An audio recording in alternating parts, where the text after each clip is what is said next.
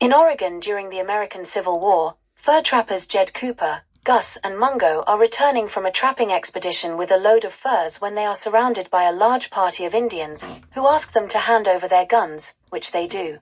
When the Indians ask for more, Gus says to give them their horses and the furs. Jed is reluctant to give away such valuable items, but Gus says it is either that or be killed. The Indian chief, Red Cloud, tells them they must leave the land and not return. If they do, they will be killed. Mungo says it is because of the soldiers who have built a fort nearby. At Jed's insistence, they head to the fort to get compensation for the stolen skins, though Gus would rather go to Canada, as he doesn't think that soldiers can be trusted.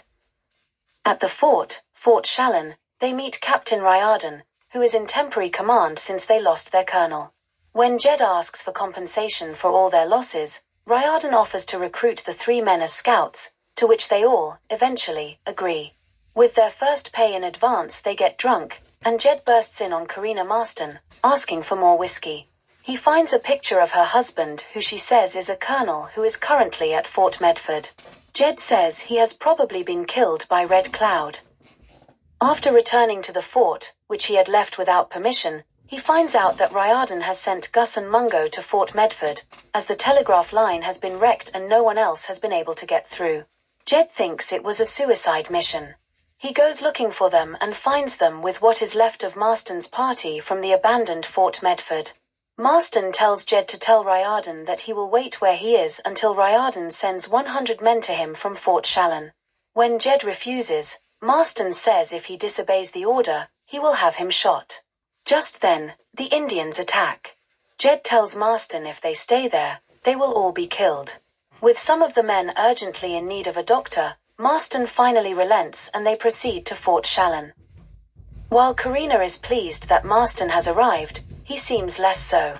He is not happy with the posting, feeling that there is little chance to achieve the glory that is missing from his career. Karina says she doesn't care, she married a man, not a hero.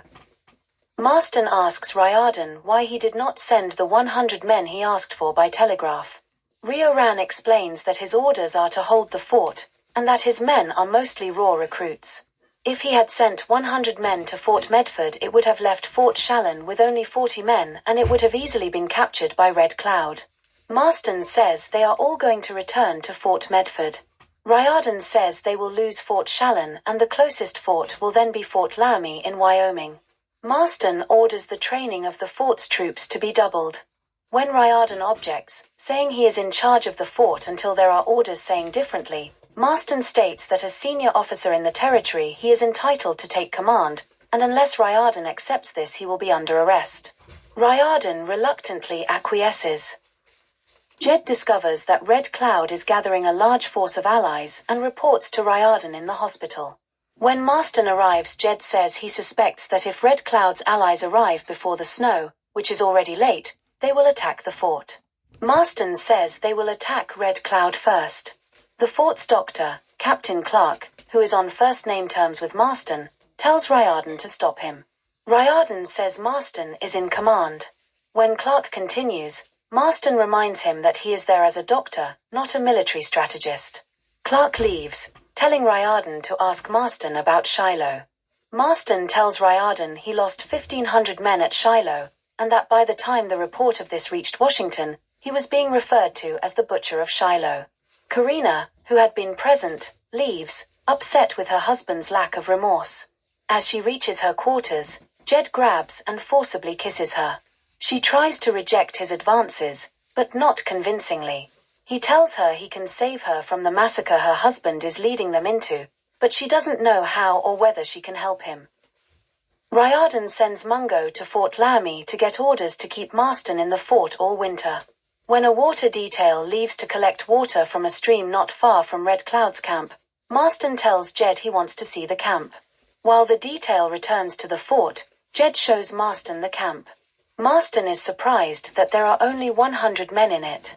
Jed says there are a dozen such camps. Marston thinks that with the water detail, he could have wiped out the entire camp. On their return to their horses, Marston falls into a bear trap. Jed says he will only get Marston out if he promises to not chase Red Cloud and to stay in the fort until winter. Marston refuses. Jed returns to the fort taking Marston's horse with him. Riordan and Clark both assume Marston is dead, but Jed just says that he lost him. Jed then tells Karina the same thing, adding that it's what everyone wanted. She says it is, but not in the way it has happened. Angry at her attitude, he hits her and then retrieves Marston.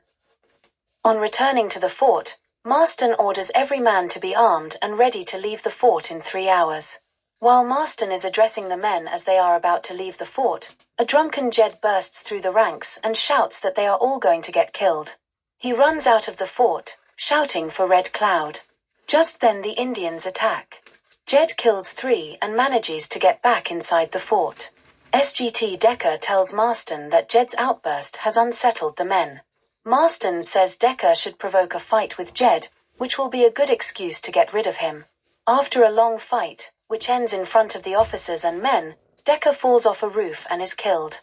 Riordan agrees with Marston that the appropriate punishment is hanging. Jed jumps out of the fort, and as he runs away Riordan aims his pistol at him, but does not fire, even though Marston orders him to. As they prepare to leave the fort, Riordan asks Marston to reconsider. When he doesn't, Riordan places him under arrest, on the authority he expects to get from Fort Laramie. Marston says Riordan will have to shoot him. As Riordan takes aim, Mungo returns from Fort Laramie.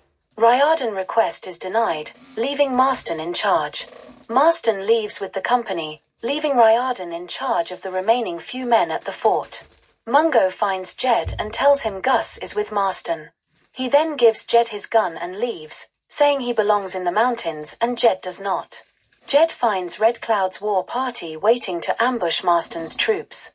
As an Indian is about to shoot Gus, who is scouting the draw ahead, Jed shoots him. Gus heads back towards Marston, who orders the cavalry to charge. Gus tells them to go back to the trees, which Marston ignores. Gus is shot and when Jed finds him, he is dead.